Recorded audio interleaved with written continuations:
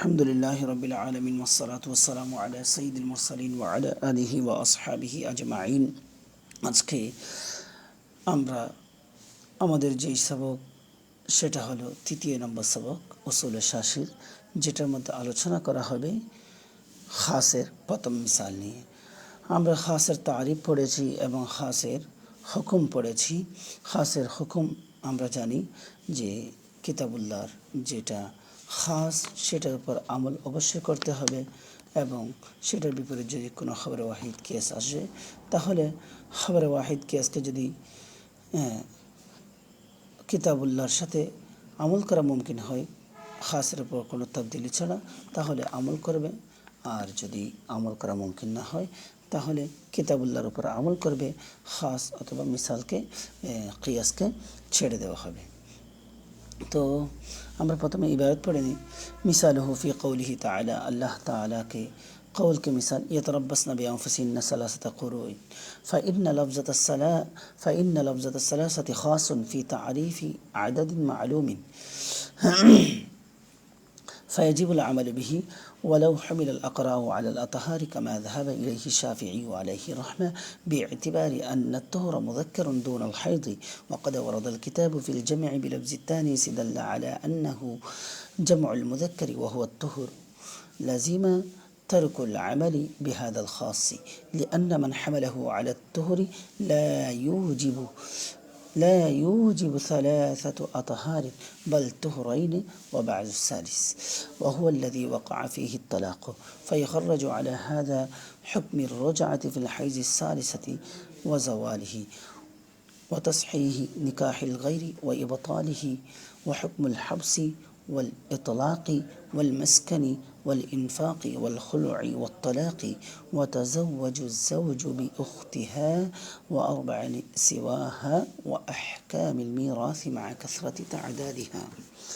তো মুসান্নিফ আলাইহির রহমা এখানে ইয়াতারাব্বাসনা বিআনফুসিহিন্না সালাসাতা কুরু, এটা খাসের একটা उदाहरण दिए जी। यतरब्बसना वो औरतें अपने खुद को रोके रखे 3 कुरु तक, তাহলে মহিলারা তাদের নিজেদেরকে বাধা প্রদান করবে 3 কুরু পর্যন্ত।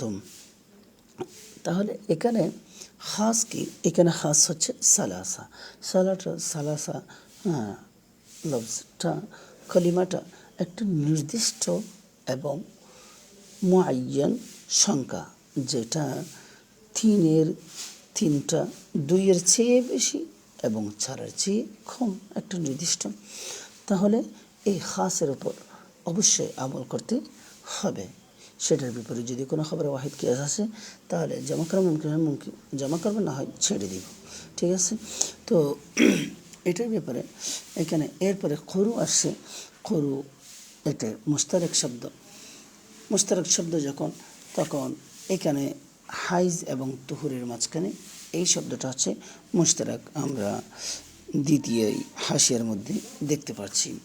তো এখানে কুরু দ্বারা কি হাইজ মুরাদ নেবে নাকি তুহুর মুরাদ নেবে, এটার ব্যাপারে ইমাম শাফিঈ রহমতুল্লাহি তাআলা আলাইহি এবং ইমাম আযম আবু হানিফা রহমতুল্লাহির নিকট ইখতিলাফ হচ্ছে। ইমাম শাফিঈ রহমতুল্লাহি তাআলা আলাইহি এখানে কুরু দ্বারা উদ্দেশ্য নিয়েছে তুহুর। কুরু দ্বারা উদ্দেশ্য কি নিয়েছে? তুহুর নিয়েছে। কেন তুহুর নিল? তিনি রহমতুল্লাহি তাআলা আলাইহি দলিল দিতে গিয়ে বলেন যে একটা নাহুর কায়দা দলিল দেয় যে কুরু দ্বারা তুহুর মুরাদ নিতে হবে। কারণ নাহুর কায়দা হলো যে যখন মা'দুদ যখন মুজাক্কর হবে তখন আদদ মুয়ান্নাস হবে, আর মা'দুদ যখন মুয়ান্নাস হবে তখন আদদ মুজাক্কর হবে। সেই অনুযায়ী ইমাম শাফিঈ রহমতুল্লাহি তাআলা বলেন যে কুরুর 2টা মুশতারক শব্দ, একটা হাইজ আর একটা হচ্ছে তুহুর। তাহলে হাইজটা তো মুয়ান্নাস, সেজন্য এখানে হাইজ নেওয়া যাবে না, বরং কী নিতে হবে? তুহুর মুরাদ নিতে হবে। তুহুর কেন? কারণ সালাসাতটা মুয়ান্নাস, সালাসাতটা কি মুয়ান্নাস, সেজন্য এইখানে মা'দুদটা মুজাক্কর হতে হবে, অর্থাৎ তুহুর মুরাদ নিতে হবে। এটা হচ্ছে ইমাম শাফিঈ রহমতুল্লাহি তাআলা দলিল। কিন্তু আমরা বলি যে দুইভাবে আমরা সেটাকে উত্তর দিতে পারি। এর আগে আমরা এটাও শ্রবণ করে নিই, যদি তুহুর মুরাদ নেওয়া হয় তাহলে খাসের উপর কি আমল হবে নাকি হবে না। আমরা যদি দেখি কুরু দ্বারা যদি তুহুর মুরাদ নেওয়া হয় তাহলে খাসের উপর আমল হবে না। কেননা দেখেন যে তালাক সুন্নত যেটা আছে, তালাক 3 প্রকারের মধ্যে থেকে তালাক সুন্নত যেটা আছে, সেই তালাক সুন্নত হলো তুহুরের মধ্যে তালাক দেয়া। তুহুরের মধ্যে কি দেয়া? তালাক দেয়া। তুহুরের মধ্যে যদি প্রথম তুহুরের মধ্যে যখন তালাক দিল, তাহলে এই তালাকটা তুহুরের প্রথম যে 15 দিন যদি তুহুর হয়, তাহলে এই 15 দিনের মধ্যে কিছু অংশ বাকি থেকে যাবে, কারণ মাঝখানে বা 5 দিনে 10 দিনে এভাবে তালাক দিল, তাহলে কিছু অংশ বাকি থেকে গেল। তাহলে এখানে বাজ তুহুর হলো, অর্থাৎ 3 তুহুরের মধ্যে বাজ হলো, এরপরে আবার হাইজ আসলো, আবার তুহুর আসলো, তাহলে এখন 1.5 তুহুর, এরপরে আবার হাইজ আসলো, আবার তুহুর আসলো, তাহলে 2.5 তুহুর হলো, কিন্তু 3-এর উপর আমল হলো না। 3-এর উপর আমরা জানি 3-এর উপর আমল করা ওয়াজিব, কারণ এটা খাসের উপর আমল করতে হবে। আর কিয়াস যেটা নাহুর একটা কায়দা দিয়ে যেভাবে কিয়াস করলেন, এটার কারণে খাসের উপর আমল হচ্ছে না, সেজন্য আমরা এটা ছেড়ে দিচ্ছি। আর ইমাম শাফি রহমতুল্লাহি তাআলা এই প্রশ্নের উত্তর আমরা এভাবেই দিতে পারি যে নাহুর কায়দার উপর আমল করা ওয়াজিব না, কিন্তু খাসের উপর আমল করা তো আবশ্যকীয় ওয়াজিব। আর দ্বিতীয় উত্তর এভাবেই দিতে পারি যে আপনি কুরু দ্বারা তুহুর মুরাদ দিলেন, এখানে মুরাদিমানা অর্থাৎ অর্থ কেন নিতে হচ্ছে? কুরু আমরা নাহুর কায়দা প্রকাশ্যভাবে অ্যাপ্লাই করে থাকি যে কুরুটা তো মুজাক্কারে আছে, তাহলে সালাসাতা মুয়ান্নাস ঠিকই আছে, এখানে মানাতে মুরাদ নেওয়ার তো দরকার নেই। ঠিক আছে, এটা দিয়ে আমরা উত্তর দিতে পারি। আর দ্বিতীয় কথা হচ্ছে ইমাম শাফি রহমতুল্লাহের কথা হয়ে গেল, কুরু দ্বারা আমরা কি নিয়েছি? আমরা কুরু দ্বারা উদ্দেশ্য নিয়েছি হাইজ। আমরা যখন এইটা আমরা যদি দেখি আমরা তৃতীয় হাসিয়ার মধ্যে যে এটা আমাদের 4 খলিফা তারাও এই কৌলটা নিয়েছে, এবং আবাদালাতে সালাসা যারা আব্দুল্লাহ ইবনে ওমর, আব্দুল্লাহ ইবনে আব্বাস, আব্দুল্লাহ ইবনে মাসউদ রাদিয়াল্লাহু তাআলা আনহু এবং অনেক সাহাবা ইকরাম আলাইহিমুর রিদওয়ান এখানে কুরু দ্বারা হাইজ মুরাদ নিয়েছেন। তো হাইজ মুরাদ যখন নেওয়া হয়, ইমাম শাফি ইমাম আজম আবু হানিফা রহমতুল্লাহ আলাইহি হাইজ মুরাদ নিয়েছি, এটা যখন নেওয়া হয় তাহলে খাসের উপর পরিপূর্ণ আমল হয়ে যায়। কিভাবে? যে তুহুরের মধ্যে তালাক দিল, তাহলে হাইজ যখন মরে তুহুরের পরে হাইজ আসছে, 1 হাইজ হয়ে গেল, এরপর আবার তুহুর আসছে, এরপর আবার হাইজ আসছে, 2 হাইজ হয়ে গেল, এরপর আবার তুহুর আসছে, এরপর আবার হাইজ আসছে, তাহলে 3 হাইজ পরিপূর্ণ হলো, 3-এর উপর আমল হচ্ছে। সেজন্য আমরা এখানে কুরু দ্বারা হাইজ মুরাদ নিয়েছি যেন খাসের উপর আমল হয়ে যায়। তাহলে আমরা এটার এবার একটা পড়ে নিই, অর্থটা করে নিই। यतरब्बस्न अल्लाह मिसालुहु फ़ी क़ौलिही ताला, अल्लाह ताला के कौल में किताबुल्लाह में से ख़ास का मिसाल, यतरब्बस्न बिअन्फुसिहिन्न सलासता क़ुरू, उन औरतों ने अपने ख़ुद को 3 क़ुरू तक यानी 3 हाइज़ तक रोके रखे, তারা যেন তাদের নিজেদেরকে 3 হাইজ পর্যন্ত রেখে দেয়, বাধা প্রদান করে। फ़इन्न लफ्ज़त सलासति ख़ास्सुन फ़ी तारीफ़ि अददिन मालूमिन, मतलब ফি তারিফি আদাদিন মালুমিন। লফজে খাস, লফজে সালাসা যেটা আছে সেটা হচ্ছে নির্দিষ্ট আদাদের মধ্যে, আদাদের তারিফের মধ্যে, মুআয়্যানের মধ্যে এটা খাস, অর্থাৎ এটা 3-এর চেয়ে 3টা 2-এর চেয়ে বেশি এবং 4-এর চেয়ে कम, তাহলে ফায়াজিবুল আমাল বিহি, उस पर अमल वाजिब होता है। वलौ हुमिल अल अक़रा अला अल अतहारी, যদি কুরুকে তুহুরের উপর হামল করা হয়, তুহুরের মুরাদ নেওয়া হয়, তাহলে কামা যাহাবা ইলাইহি শাফিঈ আলাইহি রাহমা, যেভাবে ইমাম শাফিঈ রহমতুল্লাহি তাআলা মুরাদ নিয়েছে, বিইতিবারি, ইস ইতিবার সে আন্না তুহরা মুযাক্কারুন দুন আল হাইজি, তুহুর মুযাক্কার নাকি হাইজ, অর্থাৎ তুহুর তো মুযাক্কার আছে, হাইজ মুযাক্কার নয়, ইমাম শাফিঈ রহমতুল্লাহর কথা।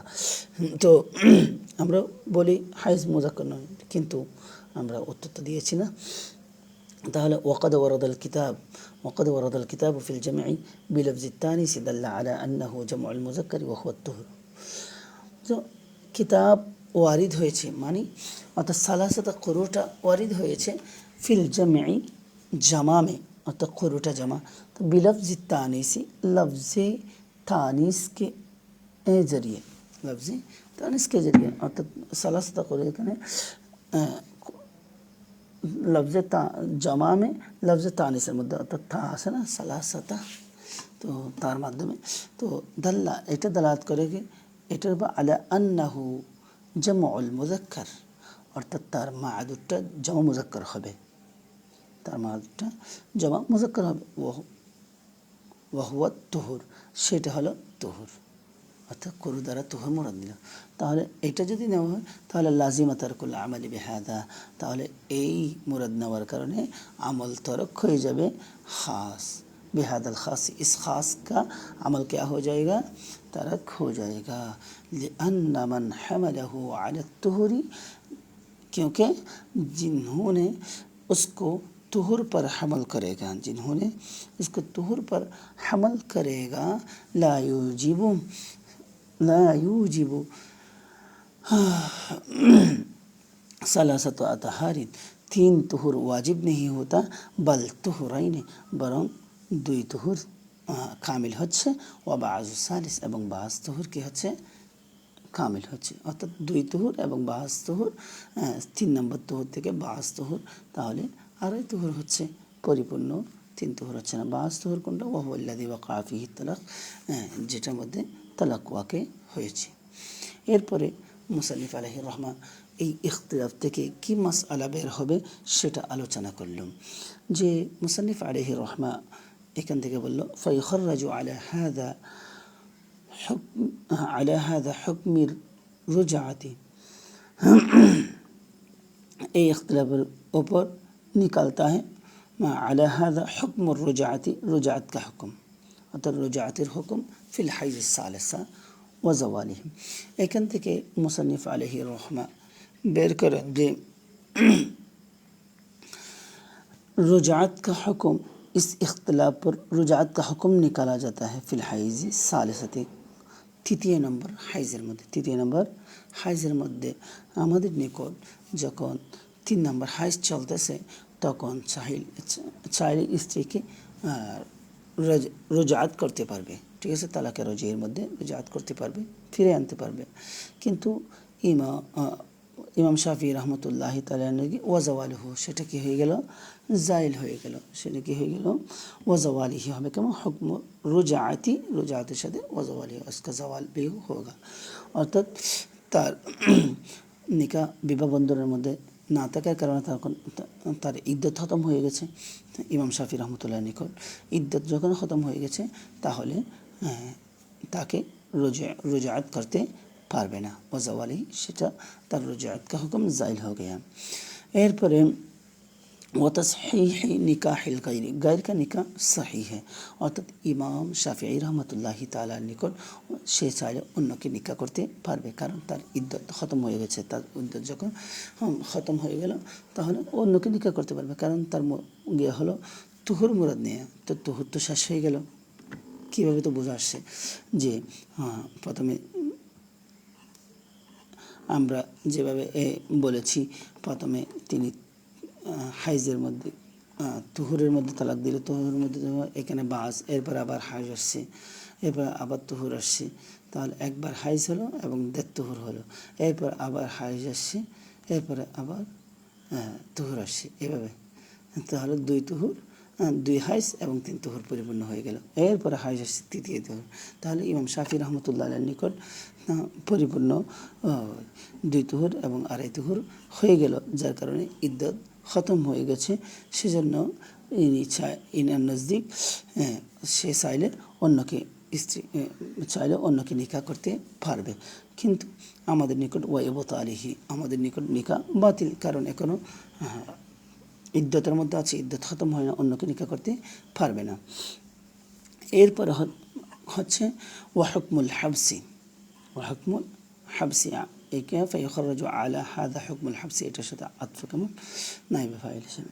তো ওয়াহুকমুল হাবসি রুকে রাখনে কা হুকুম, আমাদের নিকট তাকে রেখে দিবে, এখনও বাধা প্রদান করবে, কারণ ইদ্যত এখনো পরিপূর্ণ খতম হয় না। কিন্তু ওয়াল ইতলাক, ইমাম শাফিঈ রহমতুল্লাহি তাআলার নিকট ওয়াল ইতলাকই তাকে ছেড়ে দিবে, ঠিক আছে।